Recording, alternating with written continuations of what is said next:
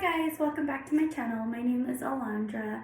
I wanted to share today my testimony. I shared a glimpse of it in my last video, and I had a few questions of people, that were confused just because I said I got saved basically like in the middle of having sex. So I wanted to share my testimony. I believe it, Jesus saved me in a pretty radical and powerful way. So I believe it could help other people like it has in the past when I've shared it. So it started when I was about 17 years old. Just a little bit of a backstory. I didn't grow up in the church. I didn't grow up in,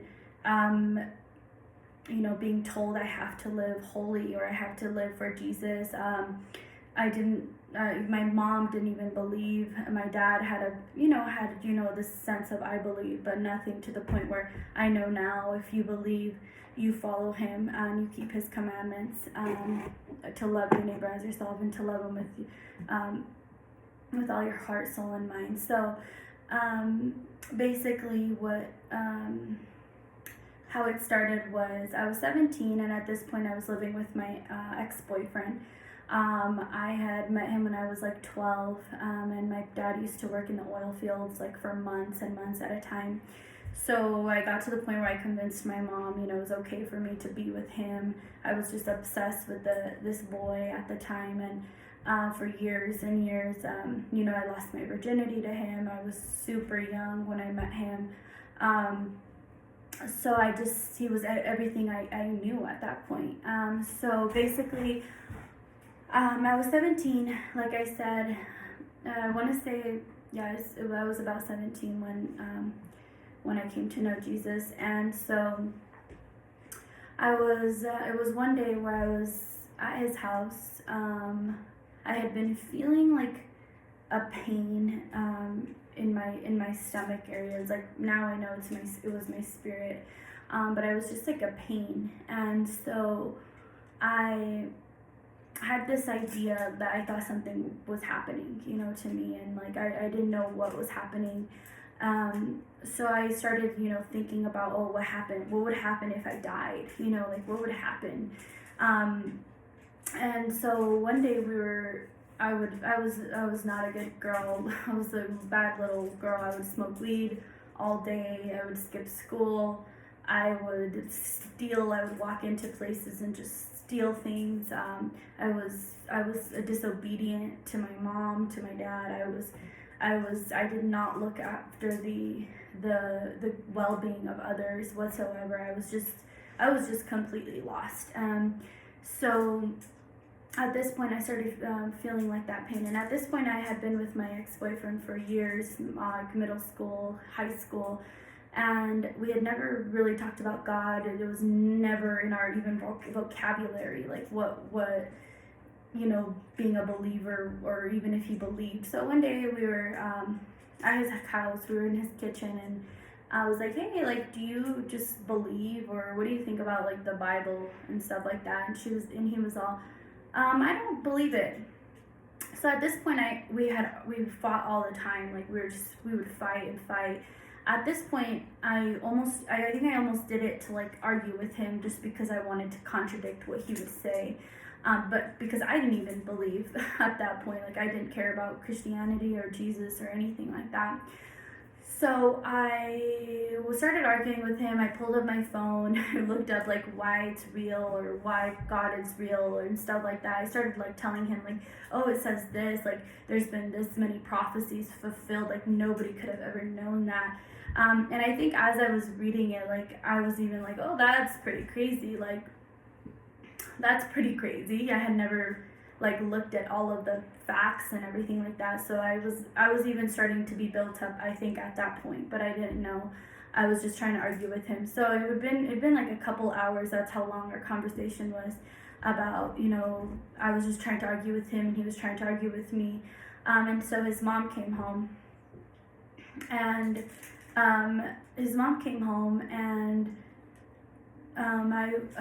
our normal routine was to pack a bowl, and we would smoke out of this huge bong, and we would sit in the living room. We would just pass the bowl to each other and just talk, and stuff like that. So we packed a bowl, and his mom was sitting, right here. I was sitting here, and he was sitting here. We were just on the couch, and I was just like, oh, hey, like, so what do you think about God and, like, the Bible? And then she's like, I was like, do you believe in the Bible? Or do you believe, I said the Bible, I'm pretty sure. And she's like, oh, yeah, like, I was like, do you believe the Bible's true? And she said, oh, yes, like, as she's taking a hit of the bomb. And then she's like, she takes the hit, and then she's like, oh, yeah, and then she lets out the smoke. And then I was just like, I felt like, like my heart, and I know now it's my spirit, like I felt it just very heavy, like I was just like immediately weighed down, even more than I was already being weighed down. So then I was like, okay, like, do you believe, like, if you were to die, you would go to heaven? And she, she hit it again. She's like, oh, yeah. And then when she said yes, that time, it was just like my eyes were open for the first time. You know how it says in the Bible that your eyes will be open. It was just, I was completely submerged in darkness. I was just in complete darkness. Like, I looked around, there was smoke everywhere. It was dark. It was just gloomy, and I was immediately fearful. Like, I was like, what am I doing here? But this is something I would do every day. So it was very not normal for me to be feeling that way, of like being uncomfortable in this place where I was living comfortably for the last, years. I was there for years. Like, I did not know anything else. Like, that was happiness for me. So when I felt that, I was just like, oh, okay, well, like, I looked around, and I was just like, I really gotta go. Like, I actually just feel, I don't know, like, I don't feel good. So I remember I walked out, and I ran home because we lived a few blocks away. I was just running and running and running and running and running because I needed to get out of there. Like, I was completely oppressed by whatever was in that home. And I ran home, and I was like, oh my gosh, like, I needed to get out of there. So I got home, and my mom was there, and she's like, what is wrong with you? Because I was just frantic, and I was just like, Mom, something is really wrong. We have to go to the hospital right now. I was like, right now, like, something is wrong. And on our way there, she was like, you're kind of like freaking me out. And I was like, yeah, well, it's serious. I was kind of trying to prepare for her for like whatever the doctors were gonna tell me. So we drove there, and I got to the hospital, and they were like, what's wrong? And I said, something is wrong. Like, I don't feel good. Like, something is very, very wrong. Like, I have a pain in like my stomach area, and like I was just frantic. I was just like so like not myself. This was not how I was before. So they started doing a bunch of tests, blood work, MRIs, or CAT scans, tons of things, blood, just whatever they were doing. It was hours and hours. And they came back, and they were just like, we found nothing. Like, nothing is wrong. Like, we found everything to be like actually really good. So I was just like, no, like, you don't understand. Like, if something is wrong. And like, my mom's like, you just need to relax a little bit, and then we'll come back, or something like that. And I was like, whatever. Like, I was like, okay, like, whatever. Like, maybe I am just freaking out a little bit. Like, but I was still uncomfortable. Like, I was very, very uncomfortable in my spirit now, I know. So then, I went back to my ex-boyfriend's house, and I think it was like a day later or something like that. I was still not okay. I didn't even want to smoke. I was just uncomfortable. Like, I was pretending to be okay. I think I would try to like smoke and just try to play my part. But I was just so my spirit was just so heavy. And so he was like, hey, I have to go play basketball. Can I take your car? Because something was wrong with his truck or something. So I was like, yeah, just drop me off at my house, because I usually would have stayed there.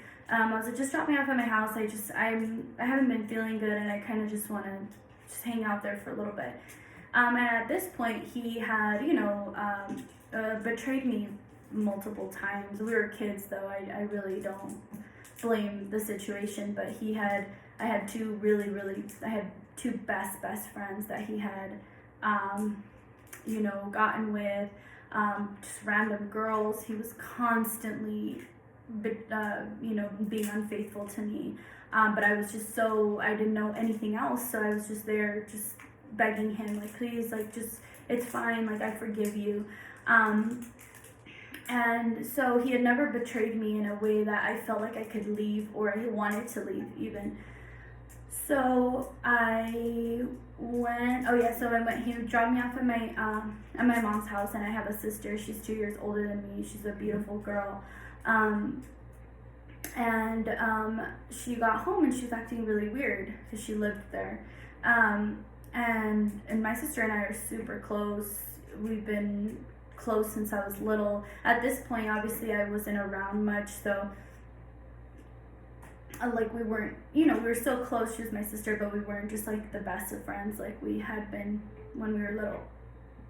So she was acting really weird, and I was like, hey, like, what's wrong? And she's like, I don't know, like, I kind of wanted to tell you something, but like, I don't know, like, it's probably nothing. And then I was like, what do you mean? Like, can you just tell me what's the matter?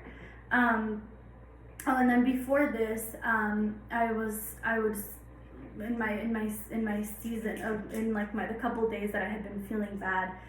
This is a very big point to mention. I was like, okay, whatever this is, like, I don't know what this is. Like, if nothing's wrong with me, then like what is it? Like, what is it? Because I kept feeling like I was just not supposed to be where I was. And I was like, whatever it is, like, if you want me to, follow you, or if you want me to do something about what I'm feeling, because Jesus kept, it wasn't like Allah, or it wasn't, the Pope, or it wasn't something else that was tugging on me while I was experiencing this. It was Jesus. Like, it was, my only clarity was that Jesus was the only way. So I was like, if you want me to do something, like, I can't do it with my ex-boyfriend. Like, I feel completely oppressed there. But I didn't want to leave him either. So I was like, I can't. Basically, I have him, and like, I can't leave him. I don't know what I would be without him, and so I need you to just make this go away, or make him go away.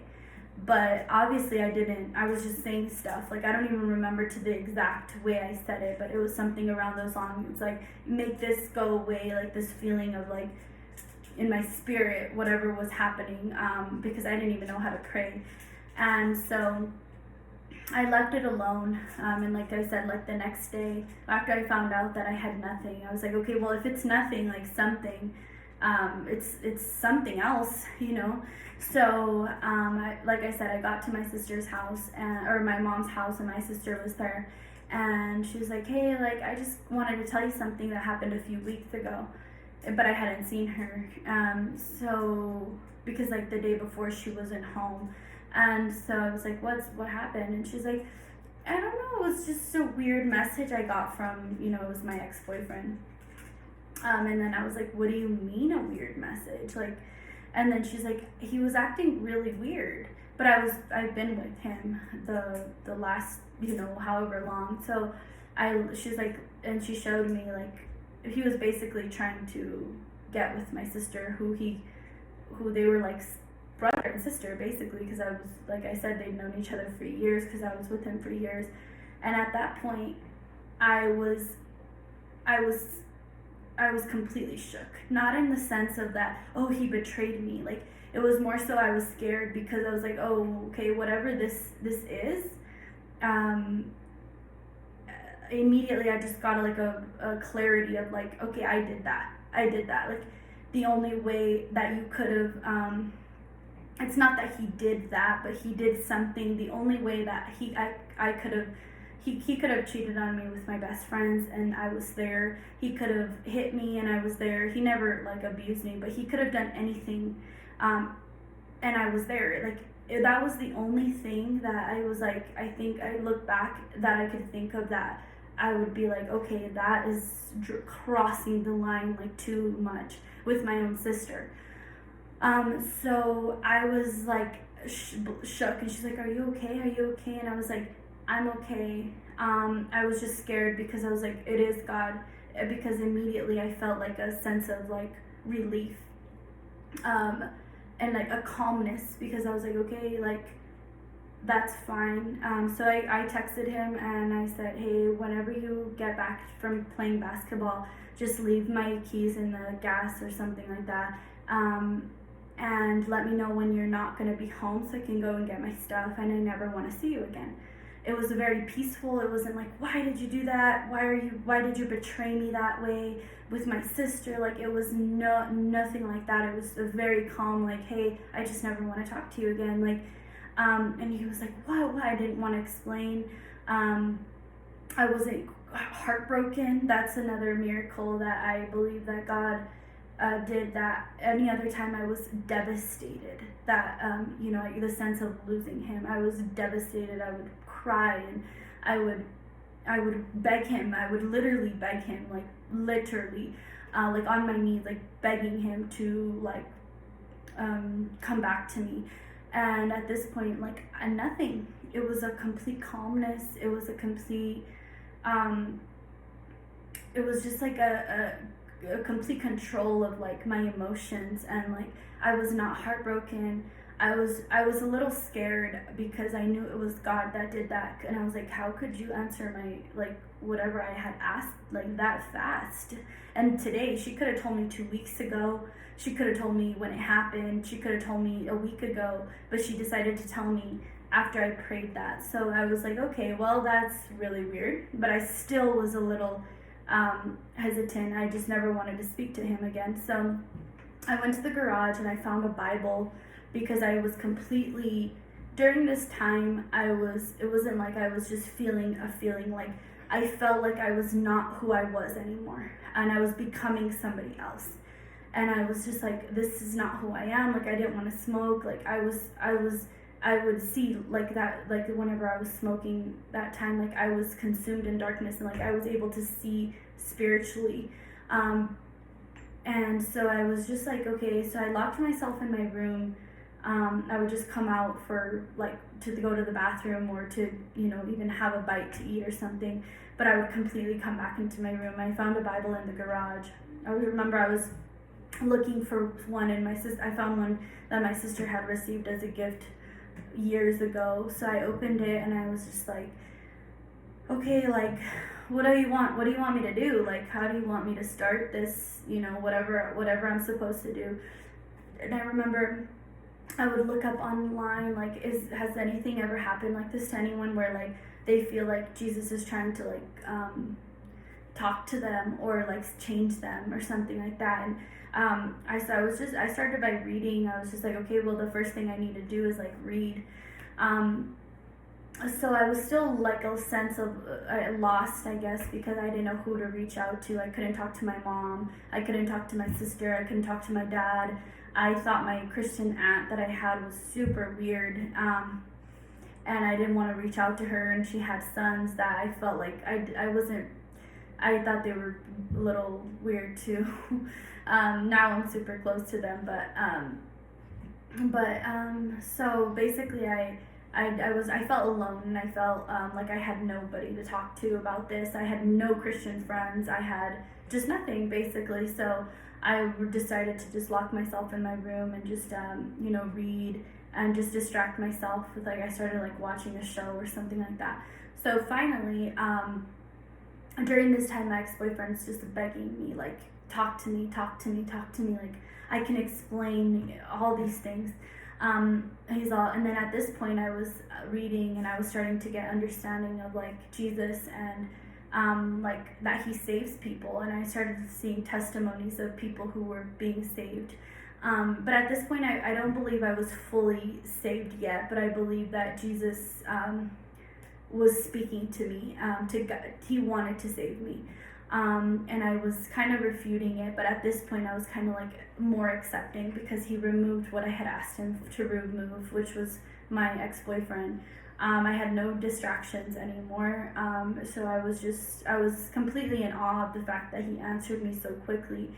So basically I I started feeling like a sorry for my ex-boyfriend because he would call me crying and crying, and I didn't answer. He would leave me, messages, and finally he came to my house, and I would not answer. He would bring flowers, and finally I felt sorry because I felt like my heart was changing completely, and I didn't feel sorry like, oh, I want to get back together. I felt sorry that I was completely somebody else, and I was not who I was anymore. But I didn't know, how to approach it yet. So I didn't know how to pray. I didn't even really like reading a lot. So I would read, and then I would be like, oh, Lord, like, I didn't even say Lord. I would just be like, God, or whatever this is, just help me, and so basically, I think it was like a week or two went by. I was with my mom still at her house, and finally my ex-boyfriend was like, just please have breakfast with me. I'm just asking for a conversation. And I said, okay, well, that wouldn't be bad, I guess, to like have a conversation with him. I did not want to get back together with him or anything. I just felt sorry for him. So I went to breakfast with him, and he's like, look, like, you're going through it, like, whatever, some type of awakening or something, like, whatever you're going through, like, maybe you just need to relax or a vacation. Like, what if I paid for everything? What if, and we slept in separate beds, because he knew that I didn't want to sleep with him or anything like that. And he was like, and then you could figure out whatever you're going through. Like, maybe it's just a season or a phase that you're going through that you just need to be taken out of. And then at this point, I was like, you know what? Like, maybe I am going crazy, because I kept feeling like, and at this point, like, my pain, like, I did not have a pain. I almost just had a heaviness, like, of what to do. Like, I didn't know what to do. So I was like, and then I kept feeling like I felt like I wasn't myself, basically. Like, I felt like, Jesus was trying to, well, now I know it was Jesus trying to, mold me and change me into someone he wanted me to become, but I didn't know that. So I kept feeling like I was hearing stuff like read, don't do that, or, don't, like, a conviction almost. So then I was like, but I didn't know what that meant or anything like that yet. I hadn't gotten that deep into the Bible yet. And so basically I said, you know what, like, okay, like, I can, it's fine, because he made me think, like, maybe you're just going through, like, pretty much I'm going crazy. So I said, you know what, like, maybe I am, because I had been smoking weed, I did shrooms, I was like, maybe I'm going a little crazy a little bit. So I said, okay, I agree, but I don't want you to touch me. Like, we're not even going really as friends. We're going just because you're paying for this trip, basically, and I need to relax, and I had no money. So we got into the car. I think it was like the next day, but he went home. I went home to get my stuff, and I was like, okay, Mom, like, I'm gonna go take a little trip. And so we got into the car. It was about 4 hours away. There's a hot springs in Pagosa that I love. So it's like hot springs, like, and then so I was like, well, I'm not gonna pay for it. He is. So we got into the car, drove, and it was just, we weren't talking a lot. Like, it was just kind of like weird. But I was like, okay, can't wait to just go, rewind in these hot springs. So it was the first night we went to the hot springs, and nothing happened. Second night, nothing happened. We were gonna go for like 4 days, and then the third night, he came on to me, and at this point it was like he was kind of getting a little comfortable, and I was kind of too. And at this point I kind of tried to just block whatever was happening to me away. And yeah, I was still uncomfortable, but I was just trying my hardest just to like forget it and just to like drown myself into like in other things, just like not that. I was just like, no, like, I don't really want to do that lifestyle. Like, I thought my Christian act was crazy, and I thought all Christians were just nuts. So I was just like, I don't really want to be like them. And so finally the third night, he started, kissing me. And then, I was undressing and he was undressing and the lights were completely off. And this is where I get to the point of I got saved, while I was having sex. And then immediately, not immediately, it was the lights were off, and then I didn't want to do it, but I almost felt like it was fine, like it was not a big deal. Like what's the big deal? I've been doing this years and years. So finally, it was happening, and then all of a sudden, the pain that I had been feeling came back, but times 100. Basically, it was almost like I was being stabbed, completely stabbed. And then I was just like, and then I and it was dark, he couldn't see what was happening. And then I immediately after I felt that, I started weeping, completely weeping. And I was laying down in a baby position, and I was weeping, undressed, unclothed. And all of a sudden he noticed that I was crying. So he jumps back and he turns on the lights, and I'm crying, and I'm just like, I am sorry. And that was the first time I had felt a conviction like that of sin. And that was the first time in the middle of having sex where I said, never again will I hurt you like I did just now. Like, you tried to save me from this, and I just came back to it. And I didn't even, these words, I was not a saved person before. I was not it was just, I was crying, and I was like, I'm so sorry. And he was like, are you crying? And I didn't even acknowledge him. I was just it was just me and Jesus and the Holy Spirit. And I was just like, I'm so sorry. And I felt so sad, because I know that it was like what I was doing and the feeling that I felt, like it was just like I was hurting him, his bride, and I didn't know this at the time, but now I know that I was just hurting him. What he was trying to save me from, I was just going back to, and I hurt him in a sense where he was trying to save me, and I almost felt like what just like the betrayment, or just I don't know what I was feeling. Like I was just crying, and then I said to myself, never again. So we didn't even finish the other day. I didn't even finish that. Whatever, I got up and I immediately put my clothes back on. I said, I have to go.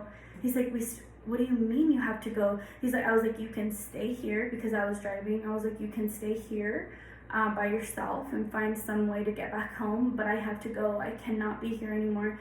So I was just on my way, and I was just shocked that happened, because I had never felt Jesus. I didn't even see any testimonies where Jesus had almost forcefully saved them, because that's how I was feeling. Like, I didn't want to be saved at first, but it was almost like he was there, and he was there, and he was there. And like, I finally, in that moment where I was weeping, I just had my moment where I was like, I felt delivered, and I didn't feel the pain anymore.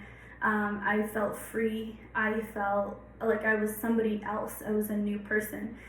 So it was like a 4-hour drive back home. I didn't say a word to him, and I looked to the side, and he was just crying.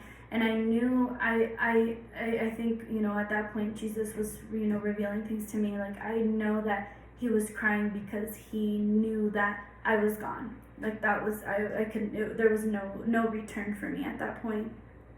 And so I got back home. I was like, I'm sorry, and like, I really wish that you would,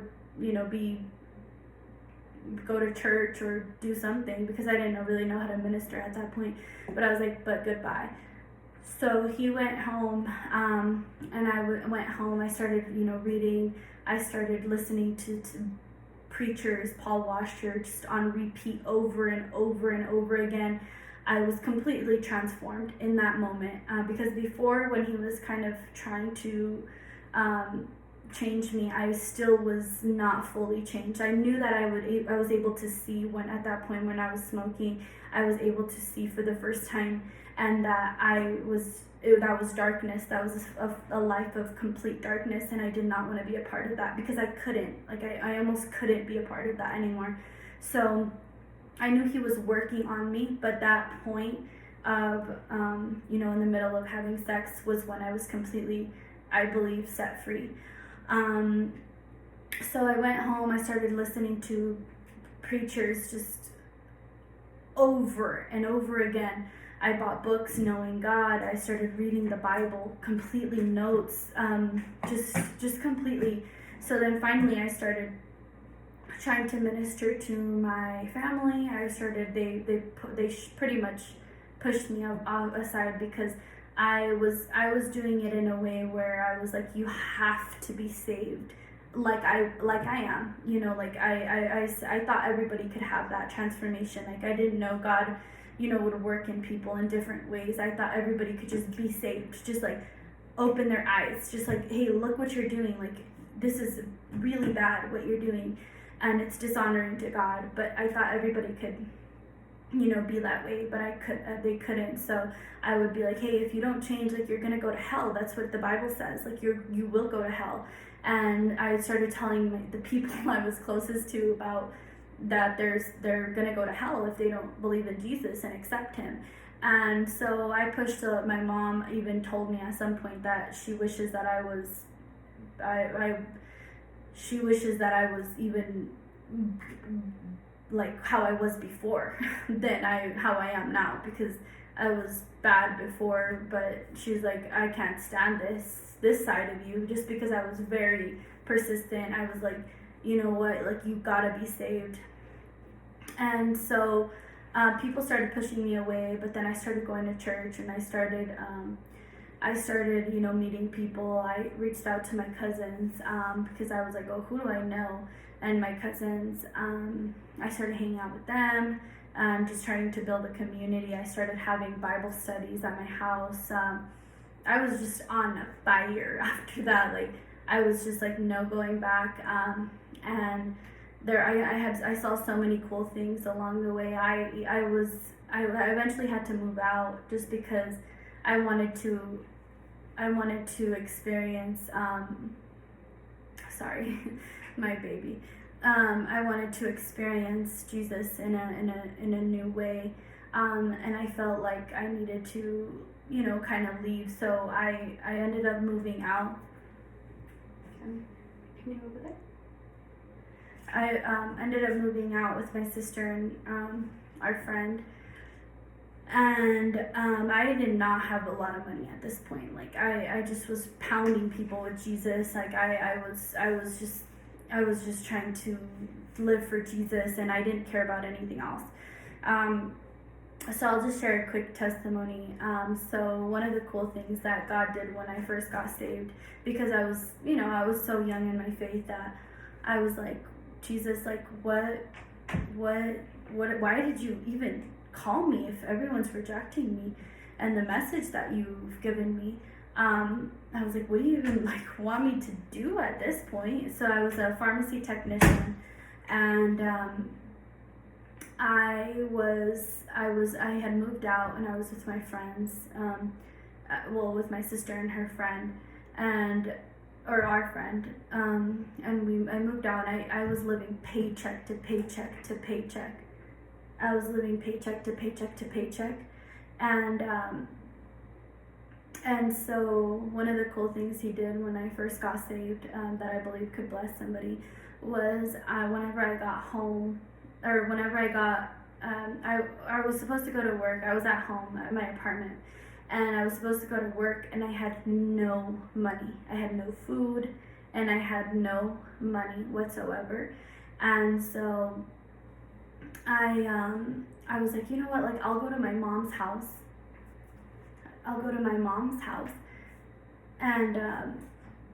And ask her for money. That's a good idea. But she was kind of resentful to me at this time, just because I was making, some wrong decisions in the way I was ministering to people. I believe that, there's a way to talk to people, and I was just so new in my faith that I didn't know not everybody could be saved the way I was just radically transformed. Some people, it takes time for them to get to that level of repentance.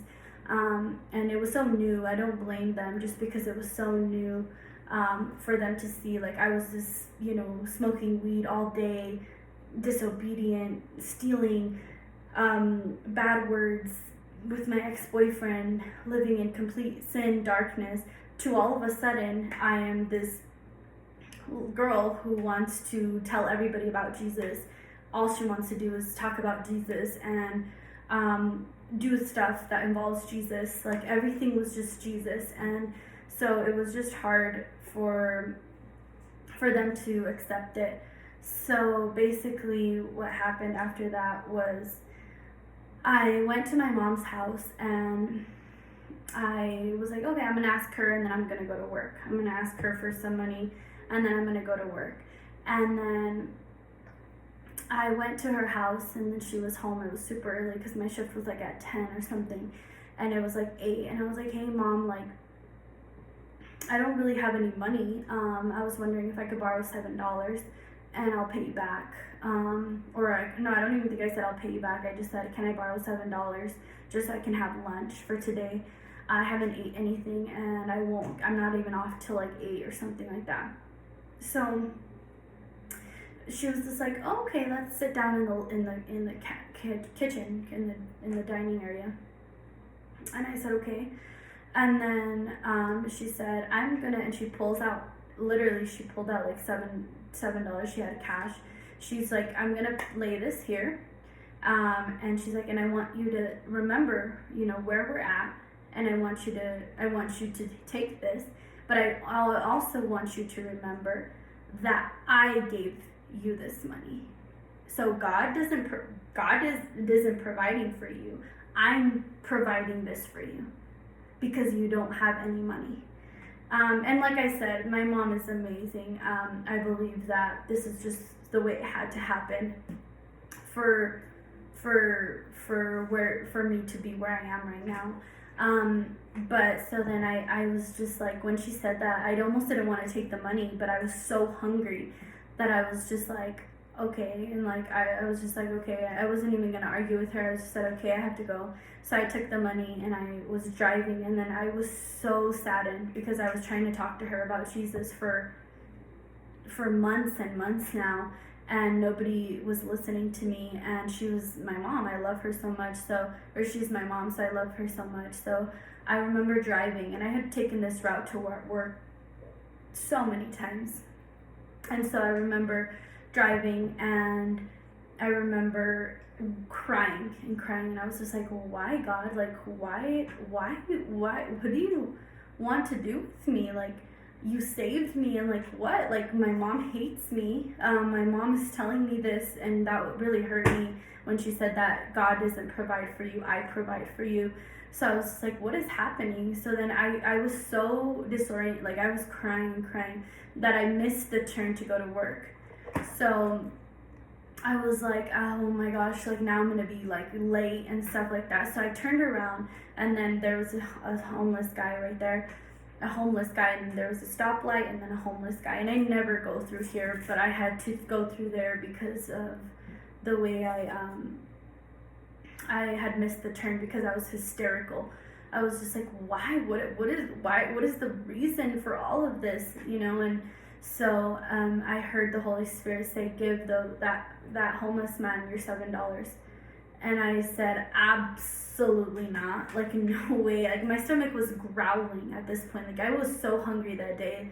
And I'm never like that hungry, but I was so hungry to the point where I even went to go ask my mom for money. And so I was like, I need this for lunch? God, like, are you serious? So then I was like, okay, you know what, like, maybe I'm going crazy, and if the light happens to turn red right next to him, I was like, okay, I'll take that as, like my sign or something. I didn't even know what I was doing that much. I was very young in my faith.